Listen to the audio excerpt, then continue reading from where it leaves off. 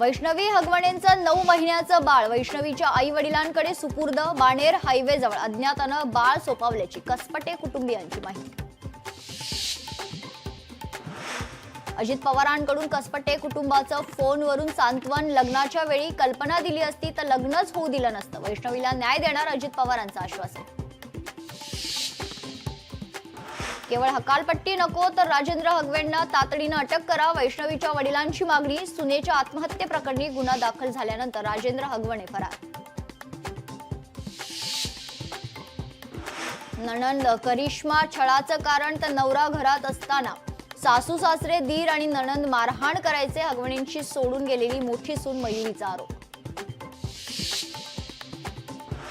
शशांकला सासरच्यांकडून महागड्या वस्तू हव्या होत्या. हगवणेंची मोठी सून मयुरी जगतापचा आरोप.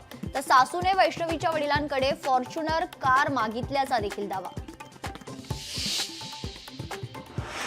आगामी पालिका निवडणुकांच्या पार्श्वभूमीवर एकनाथ शिंदेंचं सावध पाऊल. जागा वाटप युतीतील मित्रपक्षांबाबत आक्षेपार्ह टिप्पणी नको. एकनाथ शिंदेंच्या शिवसेना पदाधिकारी कार्यकर्त्यांना सूचना. ऑपरेशन सिंदूरवर बोलताना पंतप्रधान नरेंद्र मोदी भाऊक. सिंदूरचा जेव्हा बॉम्ब होतो तेव्हा काय होतं हे जगाने पाहिलंय. राजस्थानच्या बिकानेर मधील सभेत पंतप्रधान मोदींचा पाकिस्तानला इशारा. पाकिस्तानसाठी हेरगिरी केल्याचा आरोप असलेल्या ज्योती मल्होत्राच्या कोठडीत वाढ. युट्यूबर ज्योतीच्या कोठडीत 4 दिवसांची वाढ. तर ज्योतीच्या मुंबई वारीची चौकशी सध्या सुरू.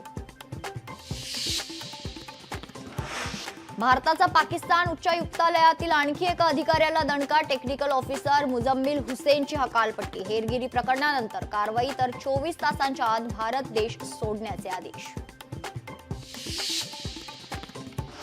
राज्यात पुढील 3 दिवस जोरदार पावसाची शक्यता. मुंबईसह उपनगरात जोरदार मान्सूनपूर्व पाऊस बरसणार.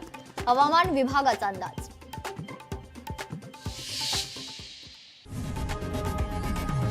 लोकशाही मराठी ऐका, पहा, जागरूक रहा.